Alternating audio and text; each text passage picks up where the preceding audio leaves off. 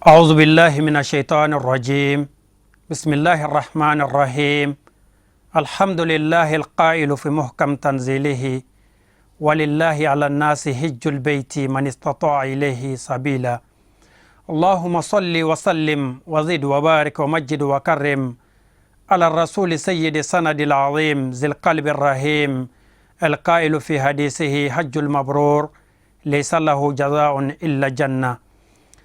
وبعد السلام عليكم ورحمة الله تعالى وبركاته أمباديو أمباو فوكا ولي ماندو أكا نيمدالله ka Allah subhanahu wa ta'ala fo ka walimando Allah mi ye hiji sebe danfeon ka nimi ya ase soro ka akene ya soro ame kishin nema dilo ala infe ka ke kira nyogon soro balika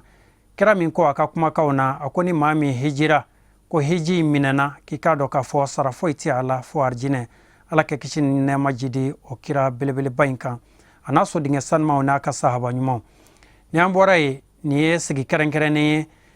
kada wati chukoka ambi sanga mina ni oye franchela kaloy ni amba fama ko zulqaada ikadon ka fo hijideun uyuka minonche ku nyeshi yoro minasa oye farda boyoro yukana no ye islamiya josin duruna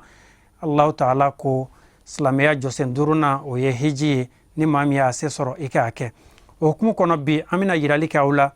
ajan shirfila tamadeun oluka kunafoni una amawla donia ka fo juma temene no bena jue kalo tle muga ani wolonvla ma ajan shirfila tamadenw bora Bamako ningata labeon sabati maison haji la hamdallah labeon bela jelen sabati len kofe ninga papier ko nyina boka bampew okmana fe yuke kuluye ka ulado karu kono ninga soroka senu segere okmana fe avion minatata o yoromina uselen ko senu uye seben fura ko fene bela jele nyina boye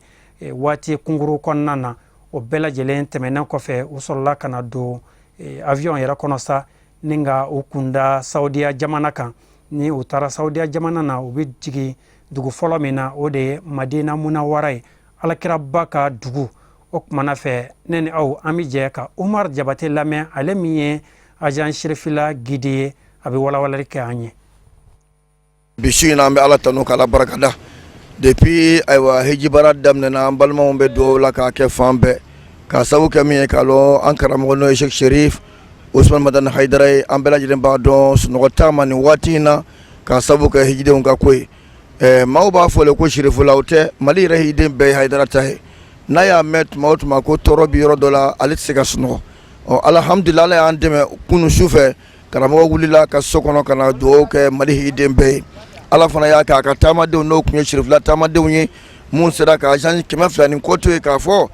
ankaramo Haidara ka agence o de kadi an nyambe taw de fe ngani ala sonama karamo Haidara mo min lambarke ka be gouvernement ka dilima mo karama kemenani olu ma kunfolo na ala sona shina anyabe ulu tatura ni ala sonama o dora avion kono ka ba don obino nyashi magan jamana ma wala ambani ni bela jilen fe ambeka jenga doke ka yini setike ala fe taban no ala ko nyumando o be tabaram na ya rabbi ala ka nya uye amba yini ala fe mu masro fo ala ka di bela jilema wala shirifula tamadun amba fo awma ko assalamu alaikum wa rahmatullah dukhulakum bis salama an yataqabbal Allah minkum hajjakum wa an yaj'alu hajjan mabrura wa sa'yakum mashkura wa dhanbakum maghfura wassalamu alaikum wa rahmatullahi ta'ala wa barakatuh. alaikum salam shak damari ay do min ke amadili Allah subhanahu wa ta'ala fa alake o bela jelemine amawla doniya ka fo jakulu folo munu mo tara nintuye mo kemefla bonyon ko yi uka gidu Abdullahi Jabate alebi shere ali ukanye ka nyefoli ukanye usele Madina fe munu bora ko la anga jeka Abdullahi Jabate sheria alhamdulillah ne tokoy Abdullahi Jabate agent sherifula ka gididu alhamdulillah mi Madina kono sisa ambora Bamako kunu ka be 1h du matin wakati ma anna do Madina kono no alhamdulillah ambi ka anga hijide unga passeportu uye papier munundi nanga ngo rempli ambolu de rempli li kene kan sisa bo abina fo alhamdulillah chama no wara anya be rempli sisa angon mina sasa nyemo ma pour kam se ka sira soro chogomna katanga jatigila wala alhamdulillah anga hijide fene benyu mansera bashiti mo shila tuloninga yɛlɛ ni nisɔndiya o de b'an an ka hijidenw ni ɲɔgɔn cɛ alhamdulillah an bɛ ala fo la ka ala waleɲuman dɔ k'a barikada ka tila k'an karamɔgɔ yɛrɛ fo Seyidi Sharif Usman Madan Haidara ale min ye an na kalan nin baara ninnu na an b'a fo ka waleɲuman dɔ k'a barikada parce que ale y'an na kalan an ka hijidenw na don ni courage bɛɛ lajɛlen hata fo hali minnu t'an ka agence kɔnɔ an b'olu ladon hali an y'a ye kunu an ka docteurw mɔgɔ dɔ banana k'an to fɛngɛ yɛrɛ la yen nɔ Bamakɔ yen nɔ bon an ka docteurw wulila an ka hijiden tɛ nka wulila k'an ka furaw ta k'a tigi la k'a furakɛ k'a ban pewu k'a lafiya bon an karamɔgɔ y'an kalan o de la parce que adamaden bɛɛ ye kelen sanko silamɛw wala an b'a ɲini ala fɛ ya rabi ala k'a mɛn an ɲɛ a bi kalan min di an ma ya rabi ala ka an kɛ a labatobaga ye kira na so dungo kama salli ala rasul alhamdulillah halsa shereyali kama ni an ka taamaden ɲɛmɔgɔ ye n'o ye gidiw ye minnu bɛ batow ɲɛ yira u la ka bila u ɲɛ ka yɔrɔw yira u la hijiden yɛrɛ minnu taara an ka kalimadala belebele dɔ bɛ yen zikiri nuhu danbele ale tɛ mɔgɔ dogolen ye o kumana fɛ a fɛnɛ ye seereya kumakanw lase nisɔndiya minnu bɛ a la ani farifoniw zikiri nuhu danbele an ka jɛ k'a seereya ma tiɲɛ yɛrɛ la an kɔni an nisɔndiyalen don an sewalen don depuis ka bɔ Bamakɔ fo ka na an se jɔ Madina dugukolo sanfɛ tiɲɛ yɛrɛ la an kɔni an bɛɛ lajɛlen de sewalen don mɔgɔ mɔgɔ bɛ agence Serifula la a bɛɛ lafiyalen don wa a bɛɛ sewalen don o bɛɛ kɔfɛ an bɛ foli lase an karamɔgɔ ma ka dugawu kɛ a ye ka ɲini ala fɛ sini kɛnɛ ni labanko ɲuman ala k'a da n'an ma an filɛ nin baara fɛn fɛn ni nin lafiya fɛn fɛn la a bɛɛ ju ye ale de ye an b'a deli ala fɛ ala ka sini kɛnɛ ni labanko ɲuman di an ma ni kira bonyana barika sɔlala rasul ayiwa halisa an bɛ to yen Korotom ale fɛnɛ ye hijiden min n'a bɔra fo Faransi jamana kan k'a ka hiji kɛrɛnkɛrɛn ka na kɛ agence Serifula fɛ ka wuli u fɛ Mali la yan fo ka taa don Madinɛ an ka jɛ ka Korotom seereya. Donc an nana ka na tugun ijilatagalaw nɔfɛ ɲinɛ 2018 nin na ne sigilen bɛ Faransi mais n nana ka n y'a kanu ka na karamɔgɔ ka mɔgɔw fɛ ka na n ka iji kɛ karamɔgɔ ka mɔgɔw fɛ wa cɛni yɛrɛ la n ma nimisa bonya ni karama de kɛra k'an kunbɛn ani silamɛya wale cogoya bɛɛ ani nisɔndiya cogoya bɛɛ an donna vol kɔnɔ depuis Bamako fo k'an filɛ nin ye Medine wallahi karamɔgɔ ka mɔgɔw b'an nɔfɛ de minɔgɔ m'an minɛ kɔngɔ m'an minɛ foyi foyi de m'an minɛ nisɔndiya ni kumakan duman de kɛra k'an kunbɛn fo k'an se yan nɔ an ye voyage kɛ hɛrɛ ni ba de la ala ni ce karamɔgɔ ni ce wala ma nimisa ka n ka vol ta Paris ka na Medine ou bien ka na n ka Maka taga la yeah vraiment a kɛra bonya dan ye a kɛra nisɔndiya dan ye. Alhamdulillah agence Serifula ɲɛmayaso a ma ɲina kɛnɛya bonda kɔ n'a ma ɲɛ k'a fɔ i bɛ ni mɔgɔ hakɛ cɛ ka taa bato kɛ ka tilejanw kɛ minnu n'a bɛ se kalo hakɛw ma ka kan i kɛ kɛnɛya tigilamɔgɔw fara i bolo da la o hukumu kɔnɔ Dr Yakubu Tarawele ale bɛ kɛnɛ kan ka kɛnɛya kow kɔlɔsi hijiden cɛman ni musomanw bɛɛ lajɛlen ye an ka jɛ ka Tarawele Yakubu lajɛ. Donc an b'a la tanu k'a la fo k'a la barikada an ɲuman donna Madina donc an ma problème sɔrɔ avion kɔnɔ voyage sen fɛ mais k'an to Bamako yen nɔ maison de Hadji la pèlerin dɔ banana n'o ye agence wɛrɛ pèlerin ye an y'a ka prise en charge kɛ correctement donc a ɲuman bɔra la et puis a ɲuman fana sera an donna ɲɔgɔn fɛ voilà donc an bɛ ladilikan min di pèlerinw ma tiɲɛ yɛrɛ la u kana ɲinɛ u ka fura kɔ tension minnu na diabète minnu na sinzan minnu na u kana ɲinɛ fura kɔ u ka furaw u bɛ taa yɔrɔ o ni fura ka taa u bɛ taa voyage fɛn fɛn kɛ kɛra Maka taga ye o kɛra Mina ta ye o ni fura ka taa ɲɔgɔn fɛ u kana ɲinɛ u ka furaw kɔ hiji tɛ se ka taa kɛnɛya kɔ kɛnɛya sababu ɲuman il faut k'an ka saniya fana matarafa an ka hakili to dumuni duntaw la dumuni minnu n'u jɛlen tɛ an k'an kɔlɔsi u la an k'olu to yen voilà donc kuma laban an bɛ foli di bɛɛ lajɛlen ma an bɛ an ka sabu ɲuman fɔ n'o ye karamɔgɔ yɛrɛ an bɛ foli d'a ma kosɛbɛ voilà. halisa an bɛ to an ka hijidenw ka laseli an'u ka nisɔndiya n'u ka muɲamuɲa seereya kumakanw na u ye minnu sɔrɔ agence Serifula taama kɔnɔna na nisɔndiya la ani farifoni na Lasinɛ Danbele ale fɛnɛ ye hijiden an ka jɛ k'a lajɛ. Serifula voyage hijiden dɔ ye ɲina vraiment an bɛ ala fo k'a barikada ka tila ka ala fo k'a barikada depuis an kɔni taara an tɔgɔ sɛbɛn don min fo kana se kunu ma kana se an seri ye Medina an kɔni bɛ ala ta'ala fo k'a barikada ka Serifula fo k'a baarakɛlaw fo k'o barikada an ma tɔɔrɔ foyi si sɔrɔ tiɲɛ yɛrɛ yɛrɛ la kɔngɔ ma sɔrɔ minɔgɔ ma sɔrɔ ayiwa fɛn bɛɛ nɔgɔyara an bolo tiɲɛ yɛrɛ la an bɛ Alahu taala de deli sa kɛnɛya la an ka se ka ayiwa hiji baaraw tɔ kɛ ka taa ziyaraw la yan fo ka taa se a maga ma an kɔni b'o de laɲini de kɛ Alahu taala fɛ n'o tɛ tiɲɛ yɛrɛ la an wasara an bɛ dugawu de kɛ ɲina hiji Ala k'a tɛmɛ ko ɲuman Ala kana baasi foyi bɔ a la k'an bɛɛ lajɛlen kɛnɛya ka batow kɛ a kɛcogo la ka se ka taa an fasow la an ka dɛmɛw la Ala k'o k'an ye kira bonya kama sallallahu wa salima wa sallim. An bɛ jɛ sisan ka se mɔgɔ min ma o ye an ka mundir Imam Ali Sidibe ale min bilala hijidenw ɲɛ ni ka taa u bisimila ka taa u makɔnɔ o kumana fɛ a ye labɛnw kɛ kɛcogo minnu na walasa ka hijiden ninnu yɛrɛ bisimila a y'a da don bɛɛ lajɛlen na k'o lase Imam Ali Sidibe. Assalamu alaikum warahmatullahi ta'ala wabarakatuh. Auzu billahi minash shaitanir rajim. Bismillahir rahmanir rahim. Allahumma salli ala sayyidina Muhammad wa ala ali sayyidina Muhammad sallam. Bon alhamdulillah an ka tamadenw wulila Mali la u sera yan nɔ. Vol kun ye vol direct ye ka bɔ Bamako ka na Médine. An bɛ Médine aéroport la an filɛ nin yɔrɔ min na. Donc an nana u kunbɛn.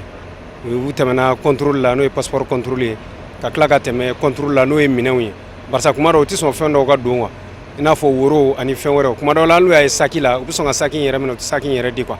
Donc o la u bɔra o fana bɛɛ la alhamdulilayi an nan'u bila salle kɔnɔ minnu bɛ don ɲɛgɛn na u y'o labɛnw n'o fɛnw bɛɛ lajɛlen kɛ donc dɔw yɛrɛ ye temps sɔrɔ ka seli fana ni lansara ka o seli an filɛ waati min na sisan nɔ ni lansara waati ye yan bon taamadenw kɔni ni Ala y'a kɛ ko bɛɛ nɔgɔyara n'an donna Madinɛ kɔni kɔnɔ n'u ma bɛn fitiri ma u bɛ sɔn ka bɛn safo ma ni kɔni ye étape min ye a b'i n'a fɔ sisan nin ye an nali Saudiya jamana kan nin y'a première étape ye n'o ye accueil ye à l'aéroport ka na hijidenw kunbɛn aéroport la ka u labɛn k'u bɛɛ don u ka carré kɔnɔ donc ni mɔgɔ ninnu olu bɛnna ni an nana an y'u tila carréw ni ɲɔgɔn cɛ adamaden bɛɛ donna ka sigi donc an bɛna fɛɛrɛ de kɛ sisan ka taa hôtel la donc ka sɔrɔ étape filanan ka sɔrɔ ka bɛɛ dayɔrɔ d'i ma n'o banna n'u ye dumuni kɛ an bɛ sɔrɔ ka taa misiri la inshallah. Alhamdulillahi rabbil alamin. I n'a fɔ Imam Ali bɔra k'a fɔ aw ye cogo min tumana min na hijidenw n'u sɛnsɛnna nin cogo in na fo ka taa se u ka bisimilali yɔrɔw la i k'a dɔn k'a fɔ u taar'u ka farida fɔlɔ seli alakiraba ka misiri kɔnɔ ni o ye Masjidu Nabawi ye. Isa Baba Haidara fo ka taa se Amadu Sangare ma olu bɛ ɲɛfɔliw kan ye. N balima Serifula tele layɛbaaw an bɛ aw bɛɛ lajɛlen fo a ka sigiyɔrɔ la ani a ka waatiw la nin waati in na an filɛ nin ye Madinɛ Alakira sallallahu alaihi wasallam ale ka misiri n'an k'a ma ko Masjidu Nabawi. Serifula jidenw olu wulila ka bɔ Bamakɔ Mali la ka kɛ ni 1h du matin Mali heure la ka tila ka na don Magan ka bɛn ni lansara yɛrɛ ɲɛkɔrɔla ye. Hijiden 100 ani mɔgɔ 20 ani mɔgɔ 4 mɔgɔ 100 ani mɔgɔ 24 olu de bɔra Bamakɔ an ka jamakulu fɔlɔ la ka don yan nɔ. Alhamdulilayi jama bɛɛ lajɛlen sera yan nɔ hɛrɛ kɔnɔna na basi ma mɔgɔ si sɔrɔ cɛkɔrɔba ni musokɔrɔbaw bɛɛ lajɛlen bɛ yan nɔ. Nin ye fitiri safo wagati de an bɛnna ka bɛn ni fitiri wagati de an filɛ ka na an ka farida fɔlɔ n'o ye an ka arakan fɔlɔ yɛrɛ k'o seli ka kɛ ni safo de Ala k'a ka musulman an bɛ Ala deli Ala k'an tinɛ nɔgɔya an ye Ala ka kɛnɛya dira an ma Ala k'a bato minɛ an bɛ dugawu kɛ an ka jamana ye a bɛ lahala min na Ala k'a bila bolo ɲuman kan fangasigi min bɛ yen nɔ Ala k'a kɛ hɛrɛ ye an karamɔgɔ Seri Usmane Madani Haidara ale min kɛra nin ko in yɛrɛ sababuba ye a bɛ min ɲini Ala fɛ diɲɛ lahara hɛrɛw la Ala k'a nɔgɔya ye a bɛ sira min Ala k'a don an n'o bɛɛ cɛ Ala ka Mali kisi ka silamɛ jamana bɛɛ kisi Ala k'an sɔn Ala kira n'a sɔn bonya kama sɔli ala Muhamadu wa sallam. Ne tɔgɔ ye Amadu Sangare ka bɔ Mali la Bamako. Alhamdulilayi an b'Ala tanu an b'Ala barikada nisɔndiya min b'an bi safo seli kɔfɛ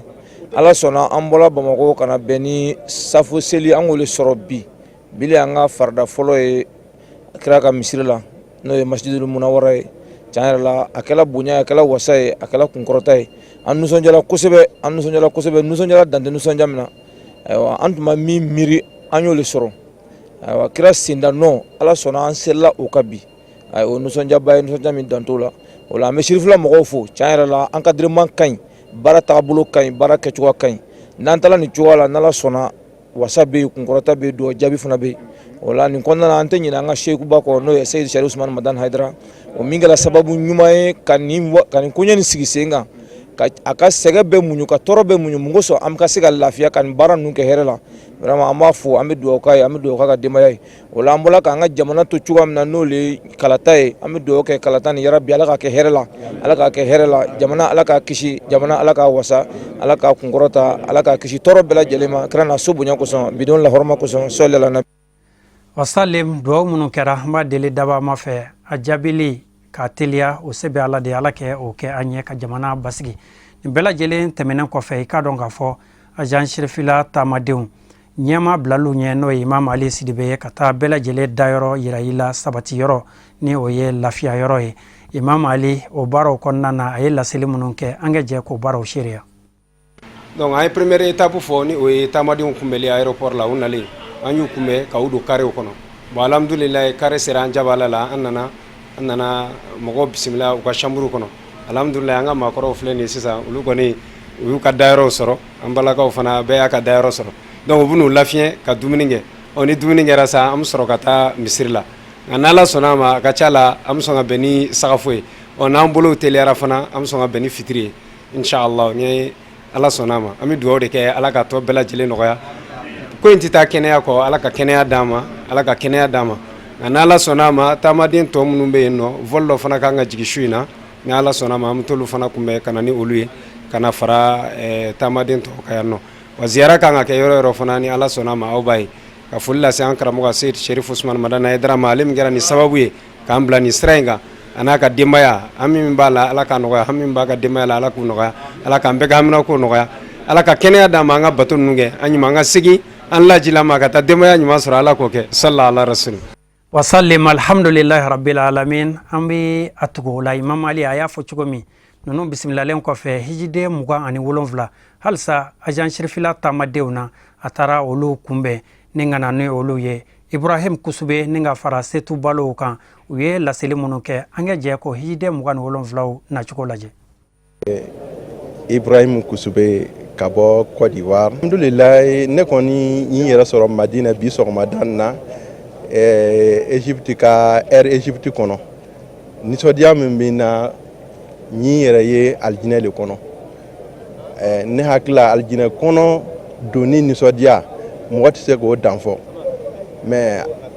nisɔndiya min ka bon n'o fana ye ni n bɛ se ka a fɔ o de ye ala sɔnna ne ka kɛ laji ni an karamɔgɔ sababu ye n'o ye a seyidi sherif usman madani haidara ye ne ka madina ye ka kira ka kaburu ye ka silamɛ jamakulu ye ten ka tila ka n wele elhaji o sababuya bɔra a seyidi sherif usman madani haidara la donc nisɔndiya min bɛ na sherifukɛ ni ko n b'a fɔ n bɛ kuma tiɲɛ donc an bɛ alahu taala fo ka ala barikada ka sherifula fo sherifula min sigini sababu bɔra an ka seyidi la n'o ye a seyidi sherif usman madani haidara ye an kɛni ka baya kɛ silamɛya ye ka sɔn silamɛya ma k'a fɔ labayika ya albayatu aw labayika bayatul islamiya an nana fɔ yan fana labayika allahumma labayika an ye baya fɔlɔ kɛ ka na filanan kɛ madina yan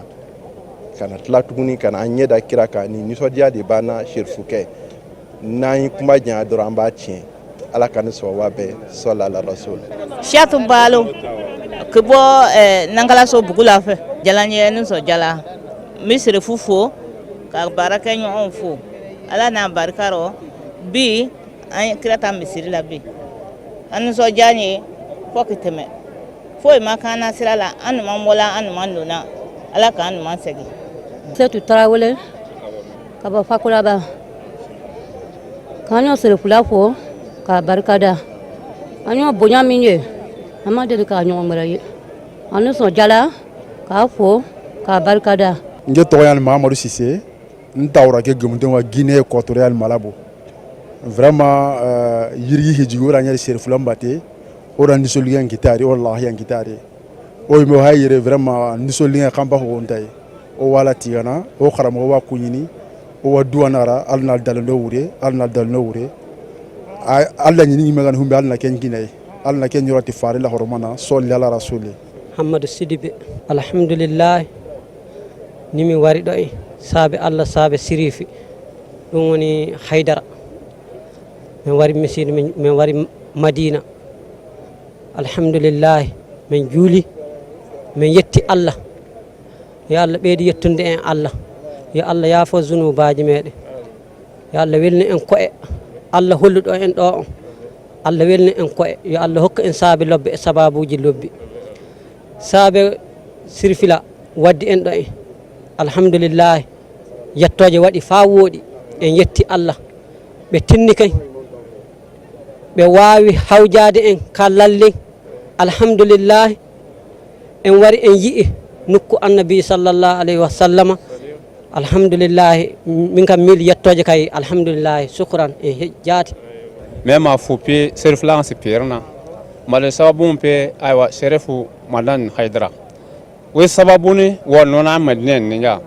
ma wunye nga kenana aywa aidran baro nyowi we sababu ni waja nata nga wuna ta ninja ne tambil megana madna misirni la tamen fo madula tamen alebi aidran sarang wer nyekle yere shinsin yo sarme u sarfo nyekle aywa maramo baba haidra ya piyama mo shere kan far plegna alebi baton wamba binake klo baton chu klo kanti chumbuna klo jurbo ya fa klo harpe o mane salamu alaikum wa rahmatullahi wa barakatuh ma Sherifla TV la yaba amba bela jele fo halibi ne Sherifla ka ji donye fo ya fo madine ala kraka dugula ka keni bi ale dimashidoya ye jouer kalo kile muga ani kononto Sherifla ka jama flana olu fela ka do madine so madana ka keni nege kanye kononto yi o fele ka na ka selifana folo de seline sisa mogo muga ani wolonvla olu le nana vol flana fe a be nyuma mbora Bamako herela o nyuman dona ete u bismillah ka taw ka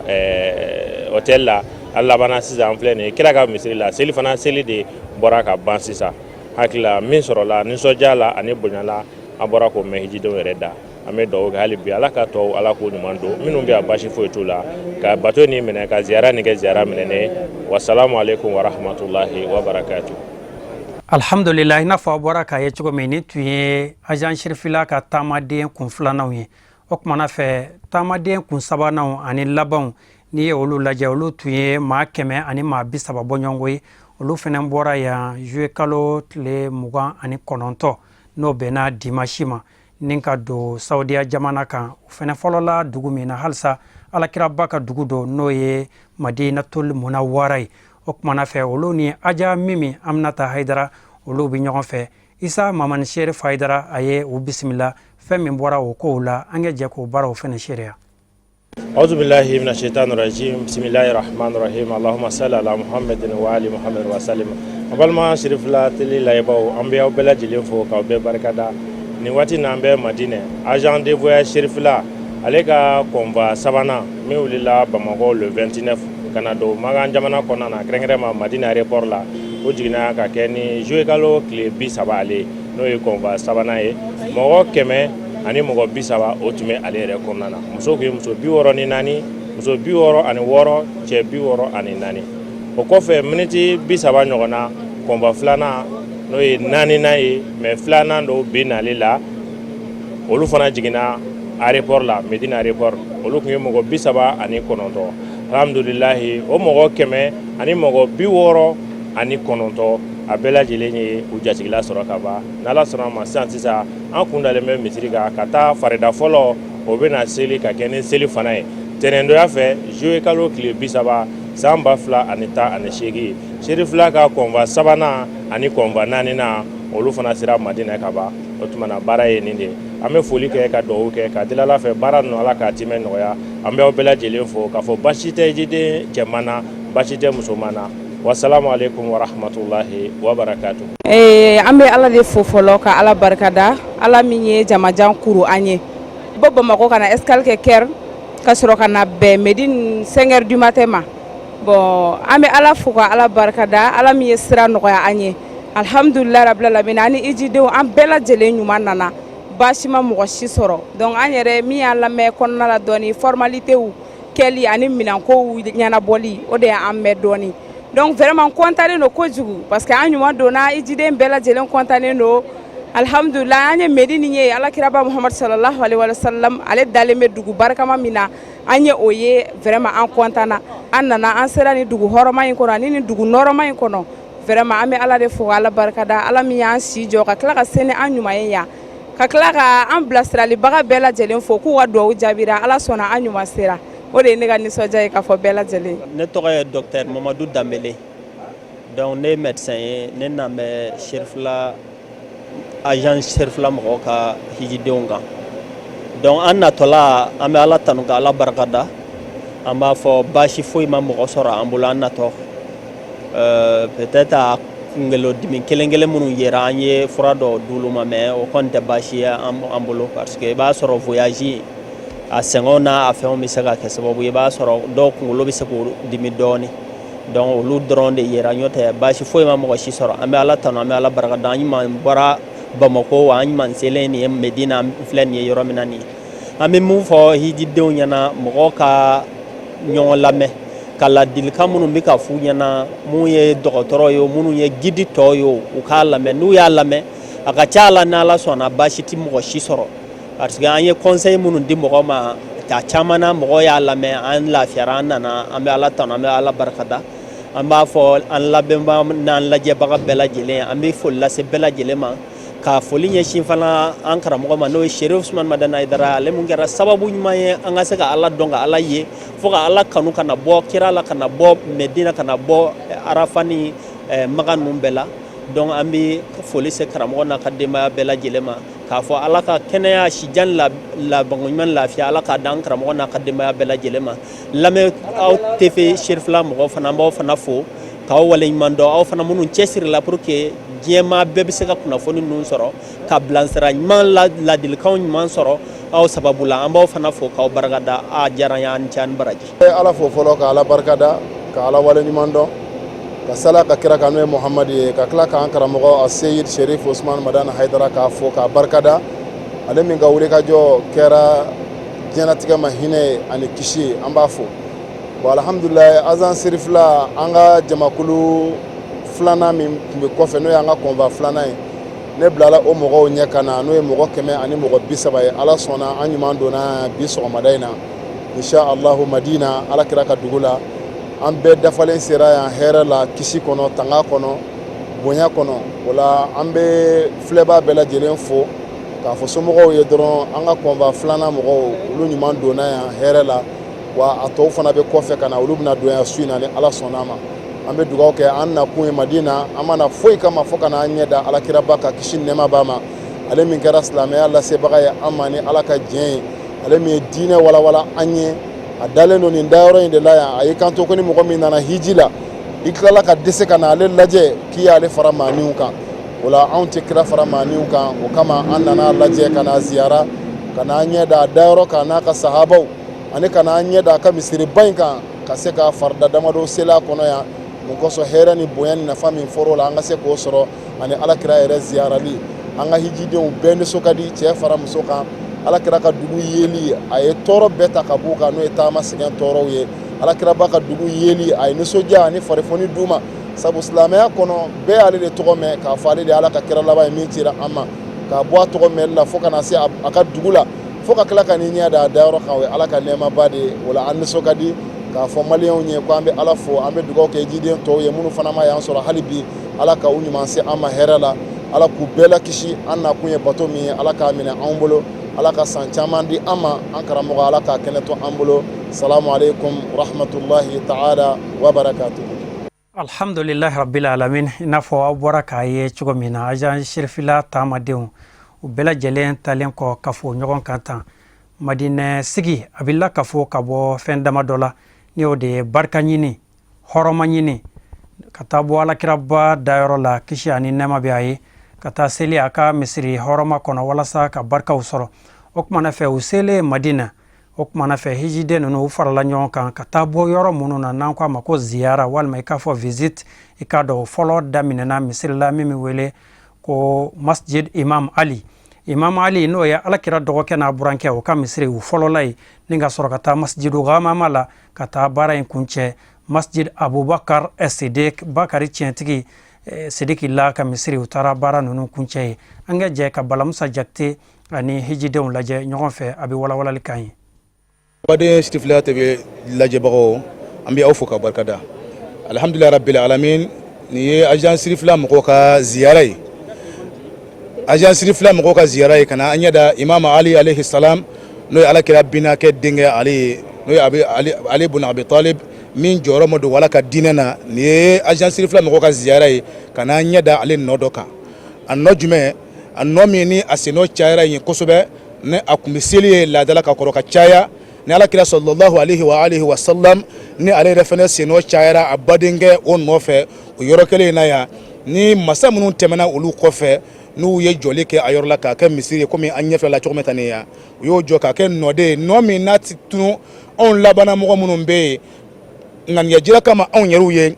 ɲanguma alakira n'a ka denbaya taamana yɔrɔ min n'o ye a binakɛ de ye ali ibn abi talib alayhi salam olu jɔra yɔrɔ min na ka ala wele ka seli ye n'u sennɔ cayara yen k'o kɛ nɔ ye nɔ min bɛ yen n'a ti tunu an yɛrɛw ka se ka na an ɲɛ da a nɔ kan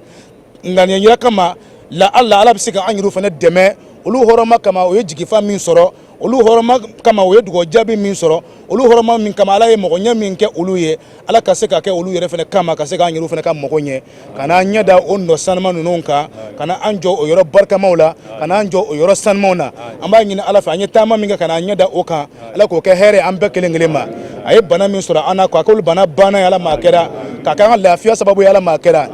an bɛ waati min kɔnɔ an ka jamana a bɛ kalafili la an b'a deli ala fɛ olu hɔrɔnma kama ala ka kalafi ala k'a kɛ basigi kɔnɔ ala k'a kɛ hɛrɛ kɔnɔ ala k'a kɛ kisi kɔnɔ ala k'a kɛ tanga kɔnɔ ala kana fitinɛ bɔ a la ala kana baasi foyi bɔ a la an yɛrɛ minnu nana an kelen kelen ka hami ala k'a bɛɛ dilan mɔgɔw ala k'a ɲɛ an jigiw ala k'u fa an bɔra ka samiya min to an kɔfɛ an b'a ɲini ala fɛ ala k'a timɛ hɛrɛ la ka ji nafama di an ma ka ji hɛrɛma di an ma an karamɔgɔ a seri sari usman madina ayidara n'a ka denbaya k'a ɲini ala fɛ u bɛ hɛrɛ min fɛ diɲɛ ni lahara ka nɔgɔya n'u ma sira fɛn min ye tɔɔrɔ la diɲɛ ni lahara ta ala ka don an n'o cɛ ala k'an bɛɛ laban ɲɛ ka segin kɛ hɛrɛ ye ka taa faso hɛrɛma sɔrɔ ala kɛra bonya kama sirifu hɔrɔma ye sɔli ala rasulil karim ale sinali sogodogo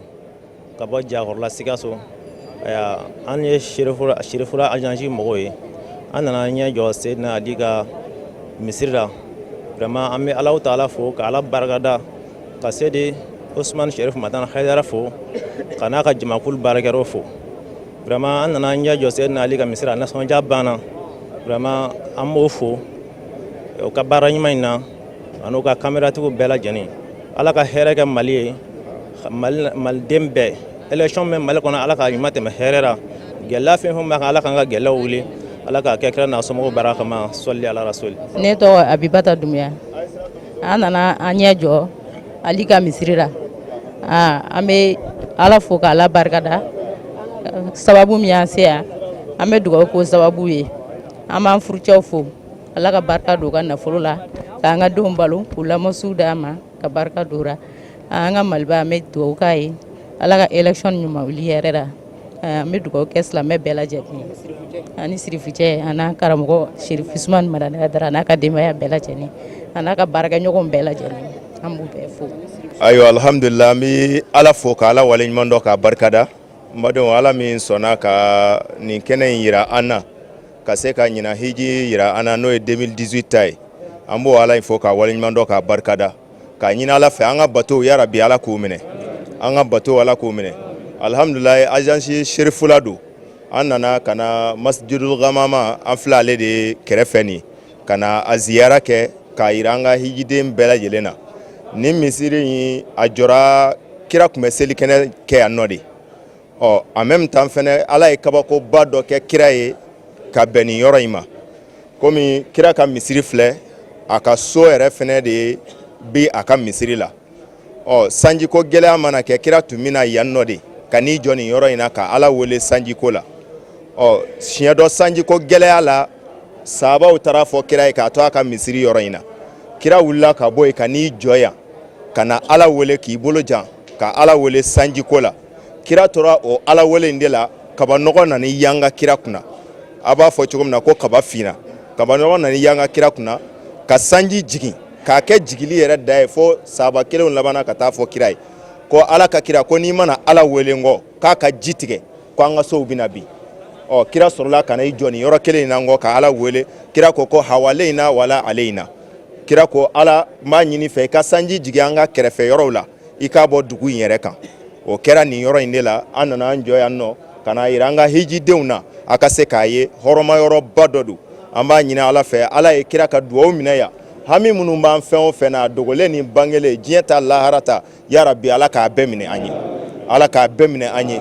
an faso bi kalata kɛnɛ kan an bi don min na i ko sisan nin yɔrɔnin yɛrɛ la kalata bi sen na an y'a ɲini ala fɛ ya rabbi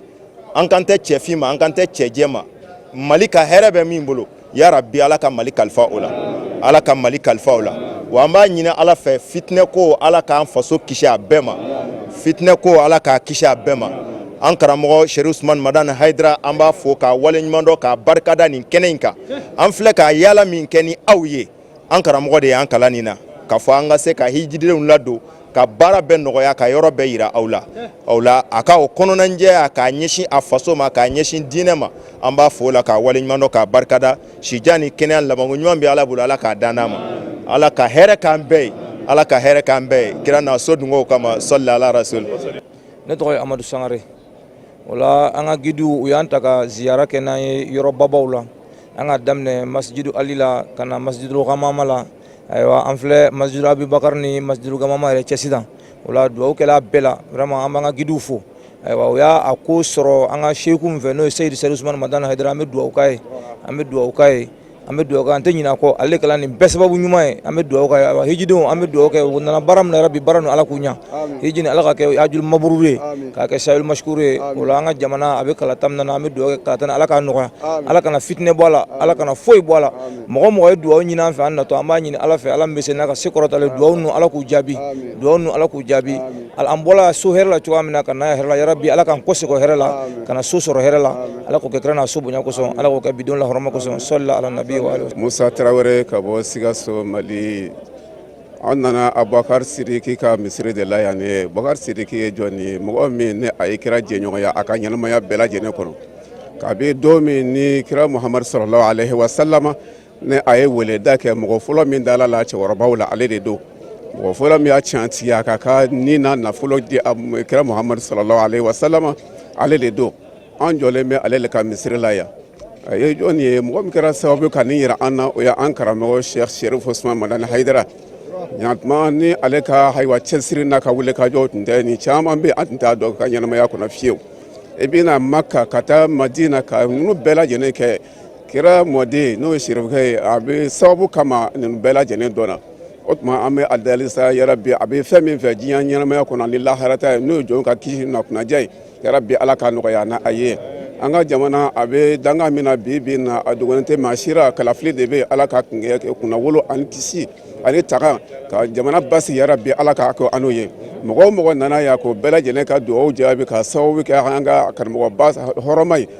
ala k'a kɛ o kama k'an ka duwawu jaabi an bɛ Alahu subahana wa taala deli fɛn o fɛn diɲɛ na kɔnɔ na an nana n'o ye n'an balimaw ye duwawu ɲini anw fɛ n'o ye n'an sindiw y'a ɲini anw fɛ an ka dugu y'a ɲini an fɛ an ka kabilaw bɛɛ lajɛlen y'a ɲini anw fɛ mɔgɔ si kana t'o la fɔ ala k'o bɛɛ lajɛlen ka duwawu jaabi ala ni telefisirifila sababu la nin bɛɛ lajɛlen bɛ diɲɛ sɔrɔ ka kɛ ale ye an bɛ baara kɛ duwawu kɛ o ye o ka baara ala ka ɲɛ o bolo ala k'o ka baara ɲɛ bolo alhamdulillah an bɛ ala fo ka ala waleɲuman dɔn k'a barikada ala min sɔnna ka an jɔ kɛnɛba ninnu kan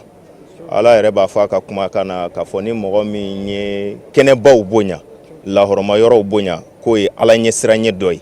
o la an filɛ o lahɔrɔma yɔrɔ ninnu de la ka se ka n'a yira mɔgɔw la an ye masjidu Gamama yira aw la o la an kɔ donnen filɛ misiri min ma nin ye a bɛ fɔ nin ma ko masjidu Abubakar ka Abubakar ka misiri mais Abubakar ka misiri mun na kalan dɔ bɛ yen fɛnɛ o sabu kira ka misiri de filɛ o kɛrɛfɛ misiri dɔ filɛ masjidu Gamama o kɛrɛfɛ misiri dɔ filɛ ko Abubakar ka misiri o kuma o kun faralen de don wa ɲininkali b'o la o la o tun ma fara fɔ cogo dɔ la Abubakar ka so yɛrɛ de tun bɛ yan ka du de tun bɛ yan Abubakar ka so o de tun bɛ yan bon maintenant sisan nɔ komi ni yɔrɔw bɔra yen sisan olu ka ɲɛnamayaw banna yanni yɔrɔ kana tunu maintenant so jɔra la k'a garder ka bila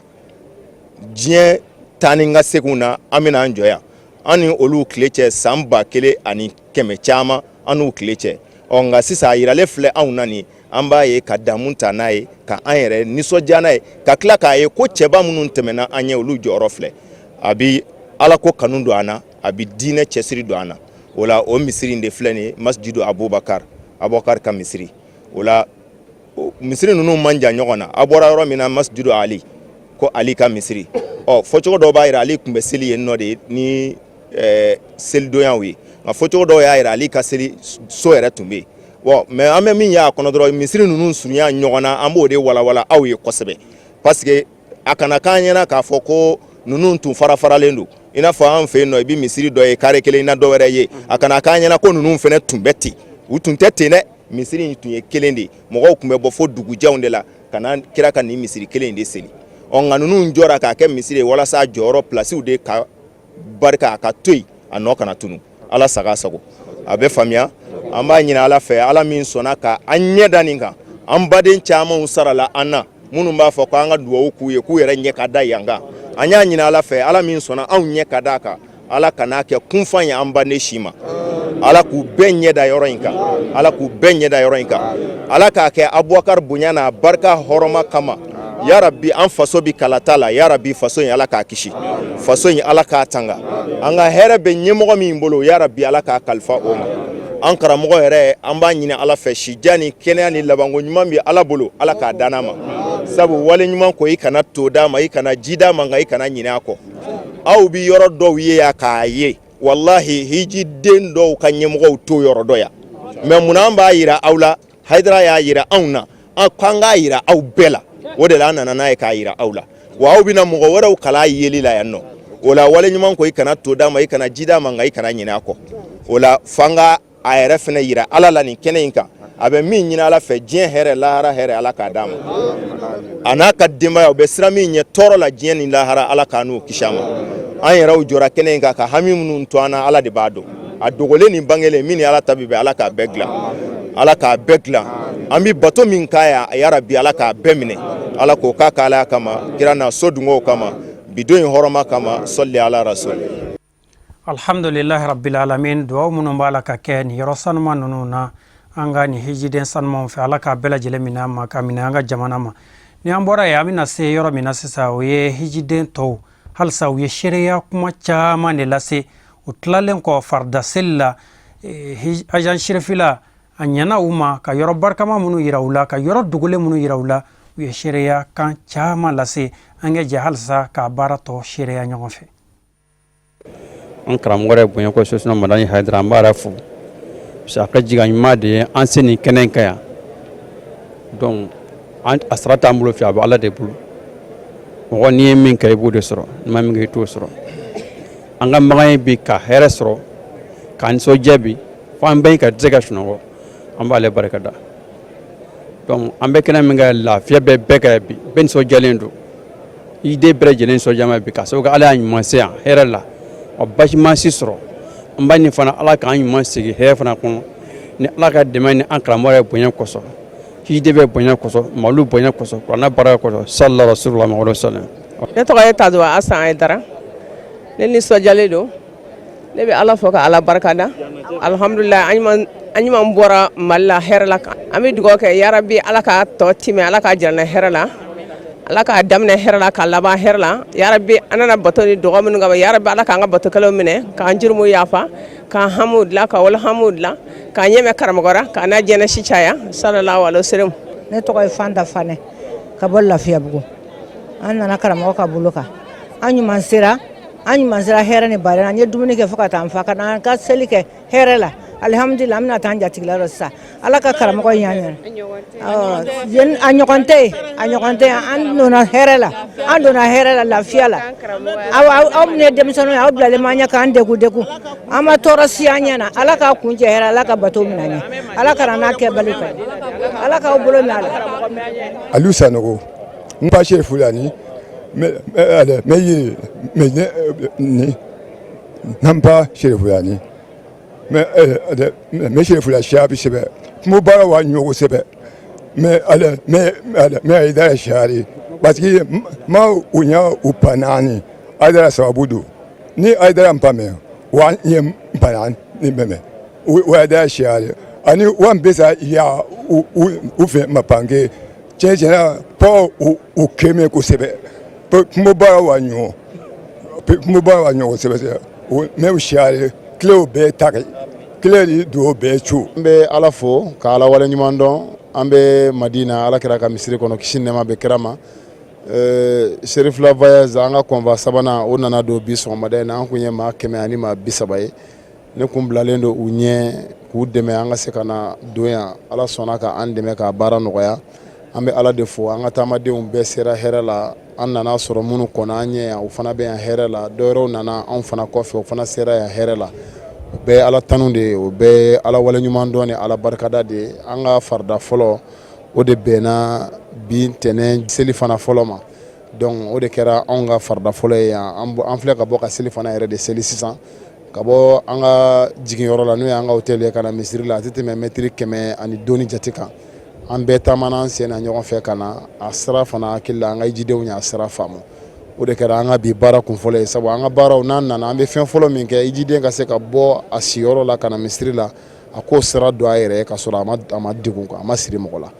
donc ala y'an dɛmɛ an sera k'o kɛ an jɛra ka farida siri ɲɔgɔn fɛ mɔgɔ si ma taa yɔrɔ si an bɛɛ y'a siri ɲɔgɔn fɛ yɔrɔ min an bɛɛ wulila an bɛ k'an balakaw kɔnɔ ka taa hôtel la an bɛna lazara fana kɛ ten ka fitiri kɛ ten ka safo kɛ ten ni bi bɔra la dɔrɔn an b'a dɔn bɛɛ bɛ se ka baara in tɔ k'a yɛrɛ ye quoi.